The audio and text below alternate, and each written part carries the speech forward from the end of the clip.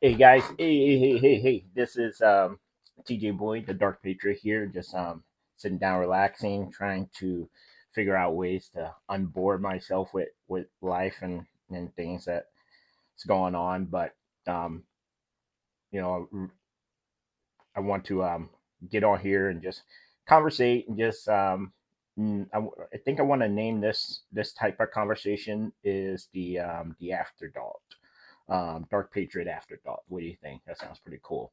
So one of my top, like, in my group of podcasters, one of my favorites in that top five when it comes to just having the same type of mindset. Just you know, I turn on. It's like news for me. I turn it on, and a CTI is Cruise the MF Internet, and it's by the boy and the hometown boy, Andrew Frisella and DJ, and I freaking love it. I'm glad he's saying all the things that he says before I get to say it, and it's amazing. So I think I just want to dedicate some of the topics that he talks about, and just carrying on with my perspective and how I see it. I'm pretty much 100% on the things that he talks about, that he refers to. Yeah, it's pretty close to 100%. It's probably close to like 98.7% of everything he says. I am 100% on board with that. If that maths. But and it's awesome to have DJ on there. DJ's a little bit younger, and it cracks me up when Andy, because me and Andy are pretty much, we're very close in the same age range. I think he's 44, 40, 45 or something like that. So we grew up in St. Louis around the same time. I don't know Andy, but when he talks about certain spots in St. Louis, I automatically, yeah, just being a St. Louis boy, I know exactly um, where he's talking about.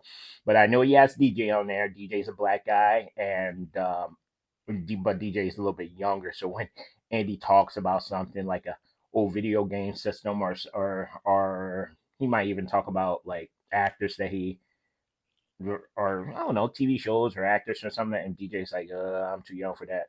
But it's funny, and I love seeing DJ on there too, and I love their dynamic together. I love the way they cut up. And it's just a good show. So I'm recommending, highly recommending, that you guys get into podcasts, get away from big box, get away from network television and all that stuff when it comes to just getting the insight. One more plug for Andy there. It's like, he was definitely on my side when it came down to um, the the the needle, and the chaos that we went through. It definitely inspired me. Gosh, the first time I got hooked on Andy, and this was when his brother was on the show with him a lot.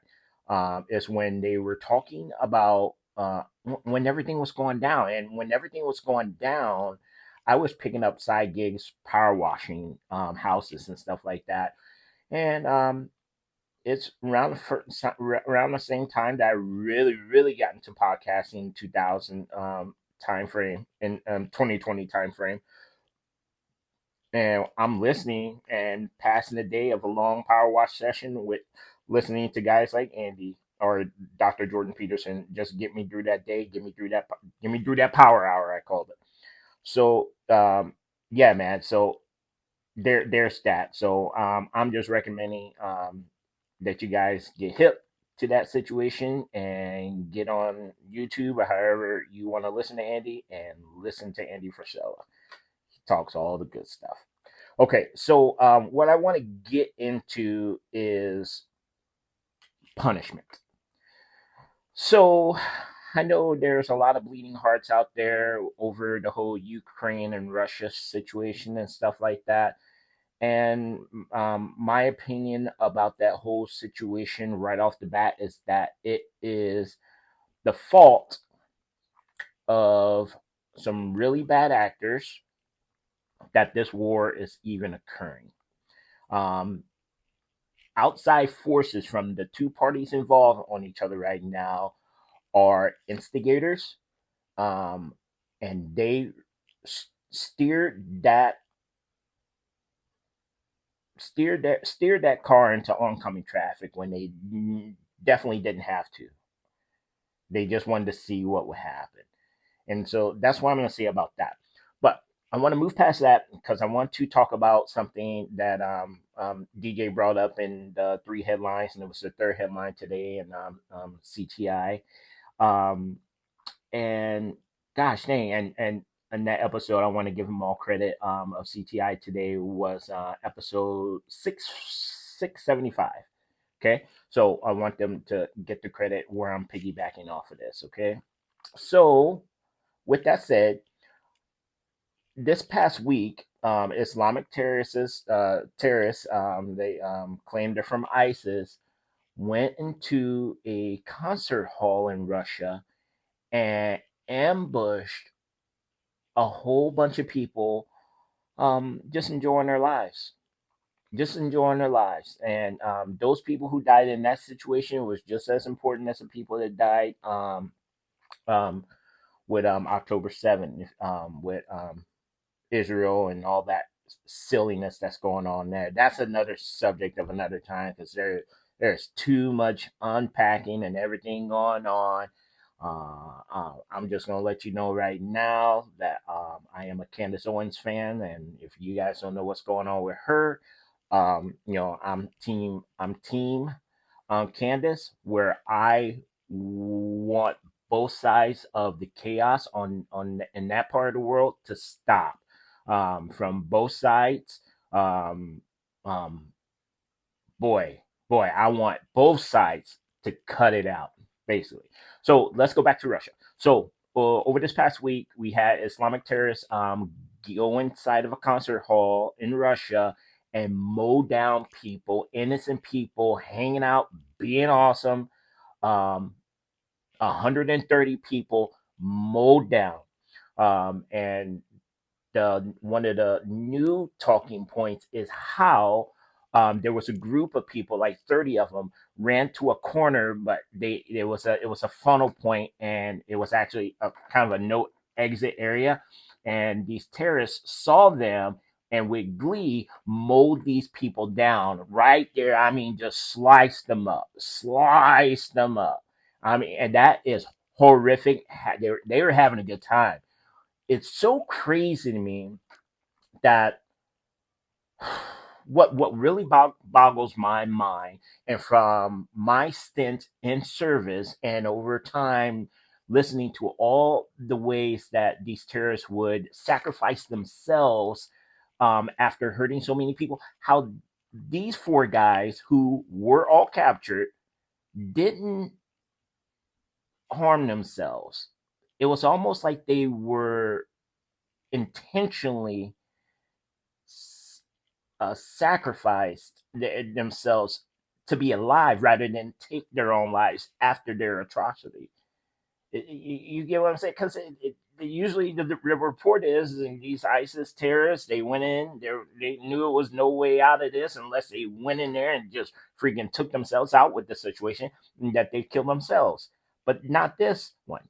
And so these guys had plans to flee to Ukraine after this whole situation, but the special forces in Russia said, "Boop, we got you, got them all," and they had their fun on the behalf, pretty much on the behalf of their government and the behalf of those people who those four jack wagons hurt.